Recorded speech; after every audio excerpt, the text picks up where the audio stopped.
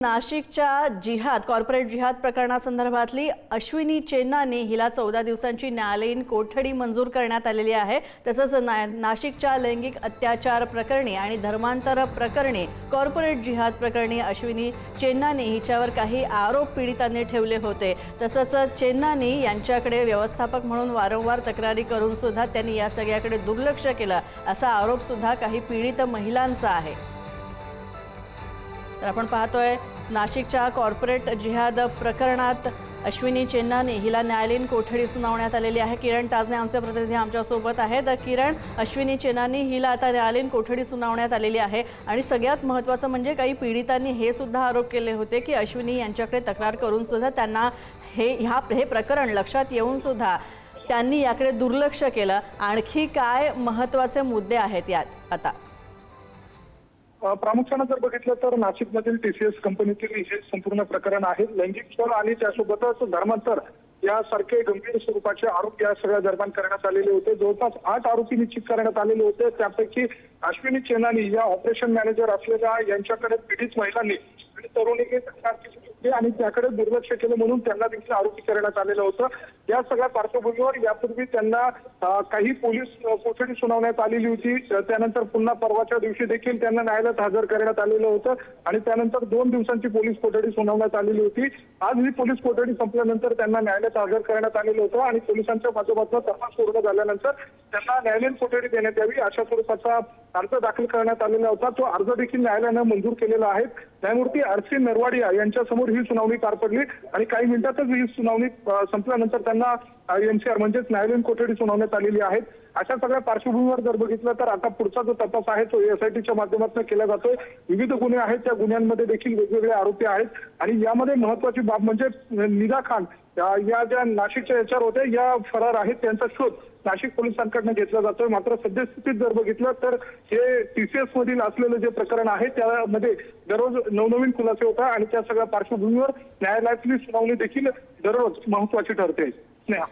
धन्यवाद या सगळ्या माहितीबद्दल। आपण पाहतोय नाशिकच्या कॉर्पोरेट जिहाद प्रकरणामध्ये अश्विनी चेन्नानी हिला आता न्यायालयीन कोठडी सुनावण्यात आली आहे। तर नाशिकच्या याच कॉर्पोरेट जिहाद प्रकरणाला आणखी भीषण वळण लागण्याची शक्यता आहे, कारण मानवी तस्करी तसंच जबरदस्तीनं धर्मांतरण करण्याचे प्रकार आणि फंडिंगचा मोठा अँगल या प्रकरणात आता समोर आलेला आहे। तर पीडितेला थेट मलेशियाला पाठवण्याची तयारी होती अशी सुद्धा महत्त्वाची माहिती आता समोर येते। आर्थिक गैरव्यवहार, परदेशी फंडिंग आणि मोठ्या रॅकेटचा तपास या दृष्टीने सुरू करण्यात आलेला आहे। मलेशियामध्ये पाठवण्यासंदर्भात व्हिडिओ कॉलद्वारे चर्चा सुद्धा झाल्याचं यात उघड झालेलं आहे। पासपोर्ट प्रक्रियेचे धागेदोरे सुद्धा SITच्या हाती लागलेले आहेत आणि या प्रकरण आता राष्ट्रीय सुरक्षेशी जोडलं जाण्याची शक्यता सुद्धा वर्तवण्यात येते।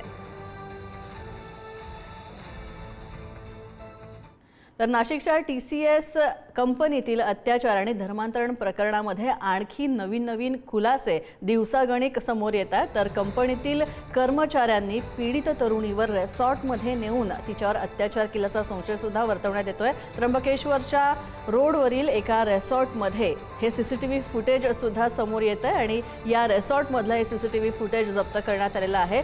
या रिसॉर्टमध्ये या कंपनीतले काही कर्मचारी आणि अधिकारी वारंवार यायचे असं सुद्धा यात समोर आलेलं आहे। तसंच पंचनाम्यामधून महत्त्वाचे पुरावे हाती लागण्याची शक्यता आहे आणि त्याच दृष्टीने आता तपासाला वेग सुद्धा येतोय। पीडितेला जबरदस्तीनं टेकडी आणि रिसॉर्टवर नेल्याची तक्रार सुद्धा करण्यात आली होती आणि संशयित आरोपींचे या संबंधित रिसॉर्टवर वारंवार येणं जाणं हे असायचं हे उघड झालंय। तसंच कंपनीतील लॉबी आणि पॅन्ट्रीमधून सुद्धा फॉरेन्सिक पुरावे ताब्यात घेण्यात येत आहेत। तर TCS कंपनीतील कॉर्पोरेट जिहाद प्रकरणातील फरार निदा खान ही अजूनही पोलिसांच्या हाती सापडलेली नाहीये। तर SIT आणि गुन्हे शाखेची पथकं निदा खान हिच्या मागावर आहेत। सध्या निदा खान हिचा शोध सुरू आहे। हिची शोध मोहीम आता तीव्र होते। तसंच लॅपटॉप आणि मोबाईलमधील महत्त्वाचा डेटा हा नष्ट केल्याचा संशय पोलिसांना या प्रकरणात येतोय। तांत्रिक तपासातून काही ईमेल्स पथकाच्या हाती सुद्धा लागलेले आहेत। कंपनीमध्ये उच्च पदावर असलेल्या निदा खाननं अधिकारांचा गैरवापर केला असा या प्रकरणात तिच्यावर आरोप ठेवण्यात आलेला आहे. संशयितांना चिथावणी दिल्याचे तपासात निष्पन्न झालेलं आहे आणि या प्रकरणामध्ये आतापर्यंत 7 आरोपी अटकेत आहेत. मुंबई नाका आणि देवळाली कॅम्प पोलीस ठाण्यातील गुन्ह्यांचा संयुक्त तपास करण्यात येतोय. केंद्रीय तपास यंत्रणा सुद्धा आता याची गंभीर दखल घेत आहे.